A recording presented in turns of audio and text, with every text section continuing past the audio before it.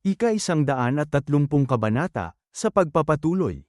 Sa isang madilim at malawak na silid na halos mapuno ng nagtataasang salansan ng mga lumang aklat, sinaunang pergamino, at mga lihim na kasulatan, namamayani ang isang nakabibinging katahimikan. Tahimik lamang na nakatayo si Number 7 habang ang kanyang mga mata ay seryosong nakatitig sa kawalan, tila nagtansya ng susunod na mangyayari.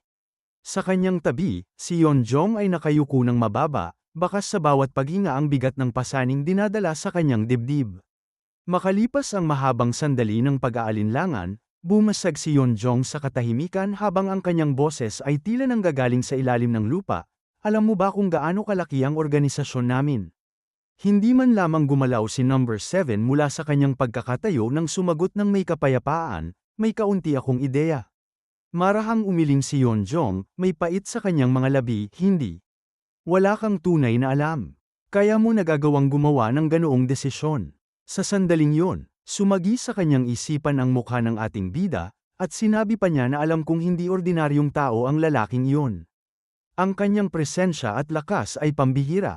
Pero ang organisasyong ito ay isang dambuhalang galame na hindi basta-basta magagapi ng iisang tao lamang. Tahimik lamang na pinakinggan ni Number 7 ang kanyang mga hinaing bago nagtanong ng may pag-usisa. Kung ganoon, bakit mo sinabi sa kanya ang kinaroroonan ng Western Scholar? Bahagyang napapikit si Yeonjong. Tila nilalabanan ang matinding takot na lumamon sa kanyang sistema. Maaaring katangahan ang tingin mo rito, pero gusto kong tumaya sa natitira kong pag-asa. Napakunot ang kanyang noo habang nanginginig ang kanyang buong katawan, at sa pagitan ng mga hikbi ay pinilit niyang sabihin ang pinakamimithing pangarap, gusto kong mailigtas ang anak ko. Dito ay muling nagbalik sa kanyang alaala ang huling naging pag-uusap nila ng ating bida bago ito umalis. Kung saan mariing sinabi ng bida na malapit nang magsimula ang ritual kaya kailangan na niyang kumilos ng mabilis. Tumango si Yeonjong sa kanyang sarili, sumasang-ayon sa naging mabilis na pagpapasya nito, tama. Pero, mahigpit na binabantayan ng mga martial master ng organisasyon ang Western Scholar. At may isa pang tao roon na mas mapanganib pa kaysa sa kanila.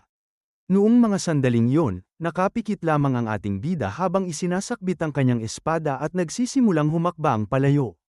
Sige, bumalik na kayong dalawa at maghintay. Nagulat si Yeonjong sa lamig ng kanyang tugon, kaya naman mabilis siyang humabol ng hakbang, sandali, saan ka pupunta? Bahagyang lumingon ng ating bida, ang kanyang buhok ay sumasabay sa ihip ng hangin, hindi ba't sinabi mong malapit nang magsimula ang ritual?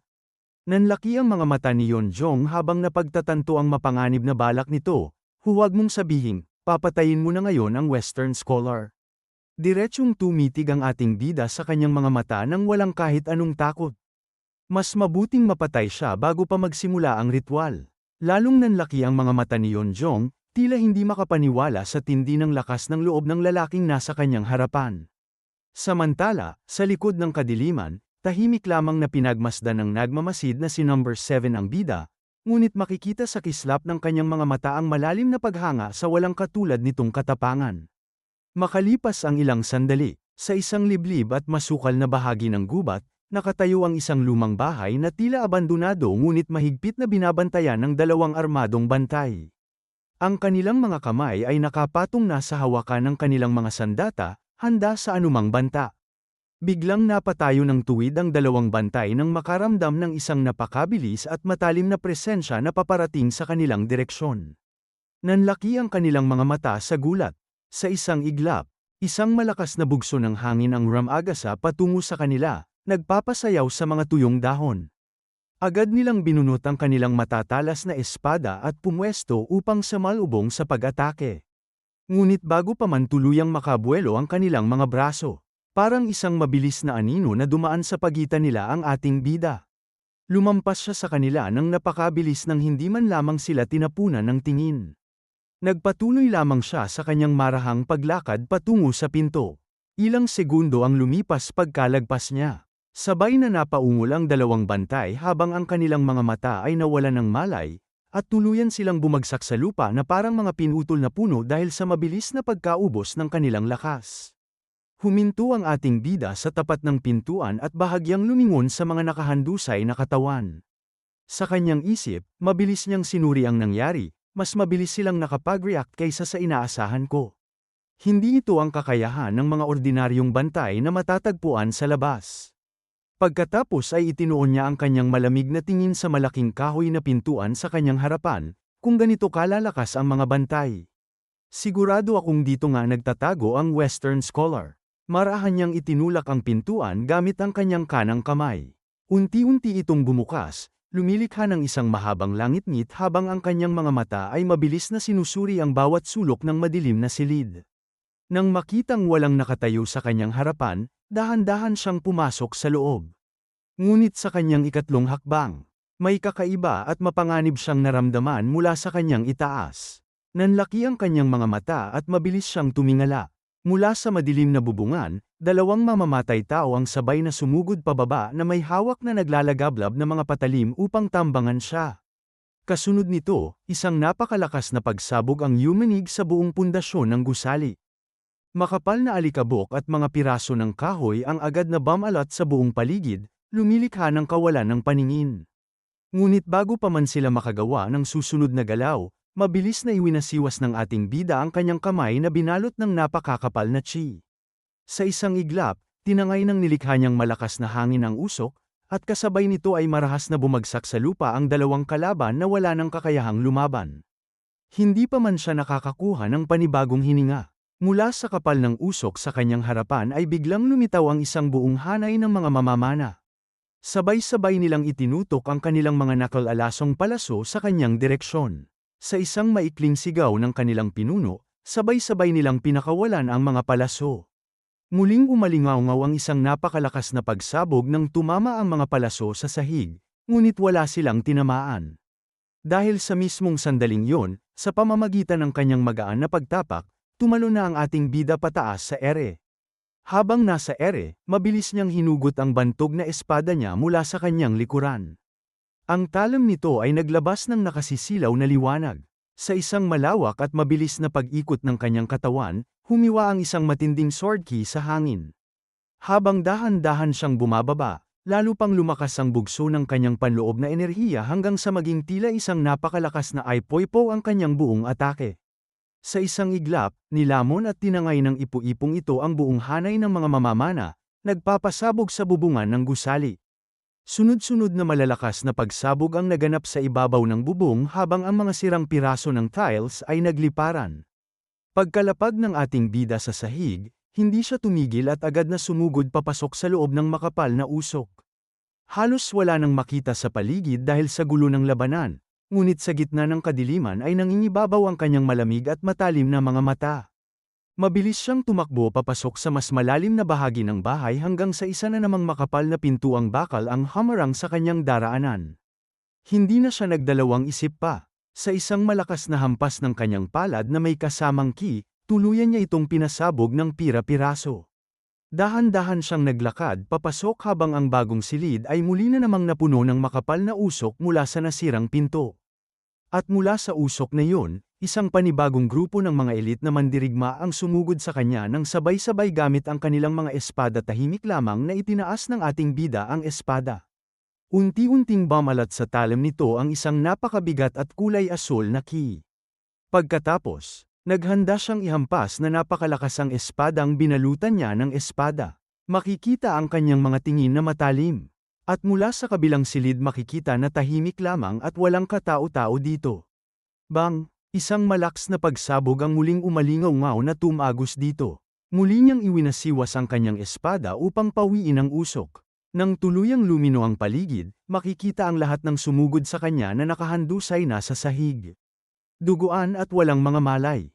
Tumingala ang ating bida at nakita ang isang malaking butas sa kisame na patungo sa pinakataas na palapag. Agad siyang tumalon pataas upang tapusin ang kanyang misyon. Ngunit pagsapit niya sa itaas na palapag, sinalubong muli siya ng isang huling grupo ng mga kalaban na tila mas malalakas kaysa sa mga nauna. Sa pagkakataong ito, tahimik na ibinalik ng ating bida ang espadang gamit sa loob ng kaluban nito sa kanyang likuran.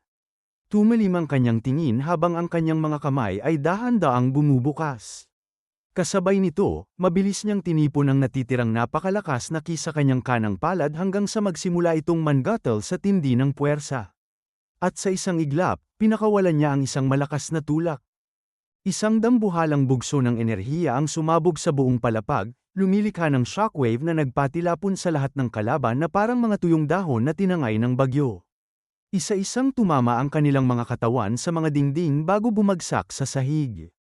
Habang umiikot ang makapal na usok sa kanyang paligid at patuloy pa ring umaalingaw-ngaw ang malalakas na pagsabog, seryoso siyang napaisip habang pinapagpigan ang kanyang damit, paano nakapag-recruit ang organisasyong ito ng ganito karaming martial master sa isang liblib na lugar. Biglang napatigil ang ating bida ng isang napakalamig at may awtoridad na tinig ang umalingaw-ngaw sa buong silid. Sino ang nangangahas na gumawa ng ganitong kaguluhan? Napasingkit ang mga mata ng ating bida. Dahan-dahan niyang nilingan ang pinanggalingan ng boses sa dulo ng silid. At nang tuluyang lumino ang mukha ng lalaking nakatayo roon na may suot na tradisyonal na kasuotan ng isang scholar, napasabi siya sa kanyang isip, ang Western Scholar. Malamig siyang tinitigan ito habang ang kanyang mga kamay ay nasa likod, magsalita. At sino ka para gumawa ng kilos ng walang takot dito? Hindi naman natinag ang ating bida sa tindi ng presensya ng kalaban. Sa halip, isang malamig at mapang-asar na ngiti ang gumuhit sa kanyang mga labi habang sumasagot, sino ka ba para magtanong? Sa tingin mo ba gagawa ako ng ganitong kaguluhan kung balak kong sabihin sa iyo kung sino ako? Napabuntong hininga ang Western Scholar habang pailing-iling. Nakapikit itong bahagyang ngumiti, tila natutuwa sa katapangan ng bida, may punto ka. Ngunit sa pagmulat ng kanyang mga mata, naging matalim at puno ng pagnanais na pumatay ang kanyang titig, kung ganoon, ibig sabihin. Alam mo kung sino ako. Hindi nag-atubili o nagpakita ng takot ang ating bida sa kanyang pagsagot, isa kang kasuklam-suklam na halimaw. Sa mismong sandaling iyon, isang napakabigat, madilim, at nakakatindig balahibong aura ang biglang kumawala mula sa katawan ng Western Scholar. Nagbago ang buong atmosfera ng palapag, ang hangin ay naging masikip at mabigat na parang may dambuhalang bato na nakadagan sa dibdib ng sinumang naroroon. Sa loob ng isip ng ating bida, napagtanto niya ang katotohanan sa mga babala, tama nga ang sinabi ni Yeonjong, ang Western Scholar ang pinakamapanganib na tao rito. Muling nagsalita ang Western Scholar, at sa pagkakataong ito ay puno na ng matinding galit ang kanyang tinig, ikaw, paano nang ahas ang isang hamak na tulad mo na basta na lamang sumugod dito nang walang takot? Ngunit bago pa man makasagot ang ating bida, isang pamilyar at eksaktong kaparehong boses ang narinig niya mula sa kanyang mismong likuran, kayong lahat, gagawin kong mga eksperimento para sa aking ritual. Bahagyang napalingon ng ating bida habang ang kanyang puso ay nakaramdam ng matinding gulat. Sa kanyang paglingon, nakita niyang dalawa na ngayon ang Western Scholar, kapwa may parehong mukha, kasuutan, at nakakatakot na aura, na kasalukuyang nakatayo sa magkabilang panig at unti-unting pinaliligiran siya sa gitna ng silid. At dito na po nagtatapos ang ika-130 kabanata.